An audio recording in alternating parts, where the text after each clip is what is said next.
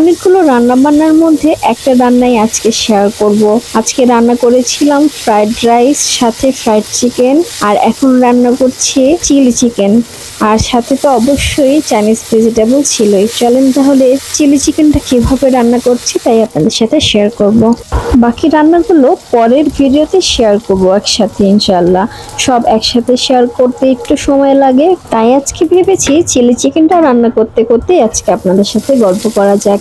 রেসিপিটা মুখে মুখে আর বলছি না, কারণ আপনারা রেসিপির থেকে আমার মুখে গল্প শুনতে বেশি পছন্দ করেন। আর কম বেশি সবাই চাইনিজ আমরা রান্না করতে পারি, আর যারা রান্না করতে পারে না, যদি দরকার হয়ে থাকে রেসিপি আমাকে অবশ্যই জানাবেন, আমি অবশ্যই রেসিপিটা আপনাদেরকে জানিয়ে দেবো ইনশাল্লাহ।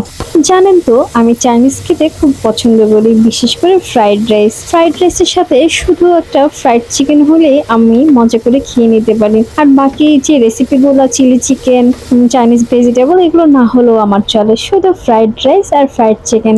আমি এই চাইনিজ রান্নাগুলো ইউটিউব দেখে দেখে বিয়ের আগেই শিখে নিয়েছিলাম। বিয়ের আগে অনেকবার রান্না করা হয়েছে, আর বিয়ের পর এখন রান্না বান্না করে আমার হাজব্যান্ডকে খাওয়াচ্ছি।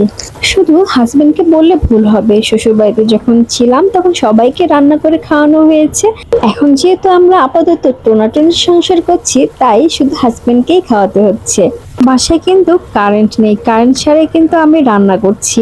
একটা চার্জার লাইট জ্বালিয়ে তাকের উপর রেখেছি, সেই আলোতেই কিন্তু আমি রান্না বান্না করছি। প্রথমে কিন্তু আমি একটা চিংড়ি মাছ দিয়ে রেসিপি রান্না করেছিলাম, তখনই কারেন্টটা চলে গিয়েছে। আর সব রান্নার কথা বলেছি, চিংড়ি মাছের রান্নার কথা বলতে ভুলে গিয়েছি। যাই হোক, অন্ধকারেই রান্না বান্না কমপ্লিট করতে হবে, কারণ একটু পরে আমার হাজবেন্ড অফিস থেকে বাসায় চলে আসবে। আমার হাজবেন্ডকে প্রতিদিন যদি মজার মজার জিনিস রান্না করে দেওয়া হয়, ও অনেক মজা করে খায়, আর ও অনেক শান্তি নিয়ে খায়। সেই দৃশ্যটা দেখতে আমার খুবই ভালো লাগে, তাই ইচ্ছে করে প্রতিদিন কিছু না কিছু নতুন নতুন ওর জন্য রান্না করি। কিন্তু প্রতিদিন তো আর নতুন নতুন ভিন্ন কিছু রান্না করা পসিবল হয় না, রেগুলার রান্নাই করতে হয়। তাই সপ্তাহে 2-3 দিন ওকে আমি নতুন নতুন রান্না করে খাওয়ানোর চেষ্টা করি। এই হচ্ছে আজকে আমার রান্না বান্নার গল্প। কেমন হয়েছে অবশ্যই জানিয়েন। আল্লাহ হাফেজ।